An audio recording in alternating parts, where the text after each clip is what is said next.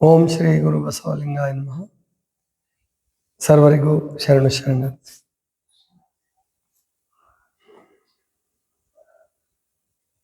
ಬ್ರಹ್ಮ ವಿಷ್ಣು ಕುಮಾರ, ಲೆಕ್ಕವಿಲ್ಲದ ರುದ್ರರು ನೋಡ. ಬ್ರಹ್ಮ ವಿಷ್ಣು ಕುಮಾರ, ಲೆಕ್ಕವಿಲ್ಲದ ರುದ್ರರು ನೋಡ. ದೇವರ್ಗಳೆಲ್ಲರೂ ಗರ್ವದ ಲೈದಿಹರು, ಇವರೆತ್ತಬಲ್ಲರು ಶಿವನಾದಿ ಅಂತುವನ್ನು. ಇವ ಶಾಶ್ವತ ಪದಕ್ಕೆ ಸಲ್ಲದ ಕಾರಣ ಇವರು ವೇಷಧಾರಿಗಳೆಂದಾತ ಅಂಬಿಗರ ಚೌಡಯ್ಯ. ಇದೊಂದು ಅಪರೂಪವಾದ ಮತ್ತು ವಿಶೇಷವಾದ ವಚನ. ಶರಣರು ಪೂಜಿಸಿದ ಶಿವ ಯಾರು, ಶರಣರು ಕಂಡ ಶಿವ ಅಂತ ಹೇಳಿ ಅವರು ಬಸವರಾಜ ರಾಜರ್ಷಿಯವರು ಬಹಳ ಕಡೆ ಪ್ರವಚನ ಮಾಡಿದರು. ನಾನೊಂದು ಕಡೆ ಕೇಳಿದ್ದೆ, ಅವರು ಶರಣರು ಕಂಡ ಶಿವ ಅಂತ ಹೇಳಿದ್ದೆ ಎಲ್ಲರನ್ನು ತಗೊಂಡೋಗಿ 12 ಜ್ಯೋತಿರ್ಲಿಂಗಗಳಿಗೆ ಹಚ್ತಿದ್ರು.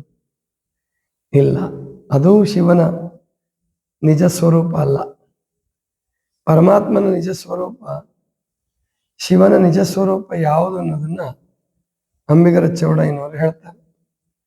ಬ್ರಹ್ಮ ವಿಷ್ಣು ಕುಮಾರ, ತ್ರಿಮೂರ್ತಿಗಳ ಬಗ್ಗೆ ಮೊದಲೇ ಹೇಳ್ಬಿಡ್ತಾರೆ. ಬ್ರಹ್ಮ ಮೊದಲನೇವನು ಬ್ರಹ್ಮ ವಿಷ್ಣು ಮಹೇಶ್ವರ ಅಂತಿರೋದು.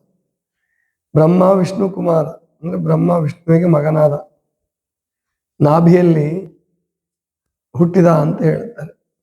ಅದಕ್ಕೆ ಬಸವಣ್ಣವರು ಹೇಳ್ತಾರೆ, ನಾಭಿರಾಜ ಮರುತಾದೇವಿಗೆ ಹುಟ್ಟಿದಾತ ಬ್ರಹ್ಮ ಅಂತ ಹೇಳ್ಬಿಟ್ಟು. ಅಂದ್ರೆ ಬ್ರಹ್ಮನಿಗೆ ಹುಟ್ಟು ಸಾವು ಉಂಟು. ಲೆಕ್ಕವಿಲ್ಲದ ರುದ್ರರು ನೋಡ. ತ್ರಿಮೂರ್ತಿಗಳಲ್ಲಿ ಒಬ್ಬನಾದ ರುದ್ರ, ಅವನು ಒಬ್ಬ ಅಲ್ಲ, ಎಷ್ಟು ಅನಂತ ಕೋಟಿ ಬ್ರಹ್ಮಾಂಡಗಳಿದಾವೋ ಹಾಗೆ ಕೋಟಿ ಕೋಟಿ ರುದ್ರರುಗಳಿದ್ದಾರೆ. ಅವರು ಹುಟ್ಟತಕ್ಕಂಥವ್ರು, ಅವ್ರಿಗೂ ಅಂತ್ಯ ಇದೆ ಅನ್ನುವಂತಹ ಮಾತನ್ನು ಹೇಳ್ತಾರೆ.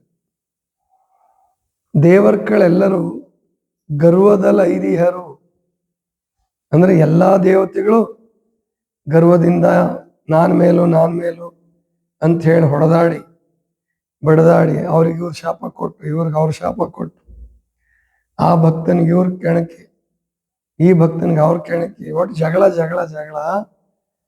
ಅದಕ್ಕೆ ಇವರೆತ್ತಬಲ್ಲವರು ಶಿವನ ಆದಿ ಅಂತವನು ಅಂತಾರ. ಶಿವನ ಆದಿಯೂ ಗೊತ್ತಿಲ್ಲ, ಅಂತ್ಯವೂ ಗೊತ್ತಿಲ್ಲ. ಬರೀ ಒಂದು ಜೀವನಕ್ಕಾಗಿ ಅಥವಾ ಒಂದು ಪದವಿಗಾಗಿ ಹೊಡೆದಾಟ ಮಾಡಿದವರು ಇವರೆಲ್ಲ, ಮತ್ತು ಇನ್ನೊಬ್ರಿಗೆ ತೊಂದರೆ ಕೊಟ್ಟಂಥವ್ರು. ಅಲ್ಲಿ ದೇವಲೋಕದಲ್ಲಿ ಜಗಳ ಆದರೆ, ವಿಶ್ವಾಮಿತ್ರಂಗೆ ವಶಿಷ್ಠಂಗೆ ಜಗಳ ಆದರೆ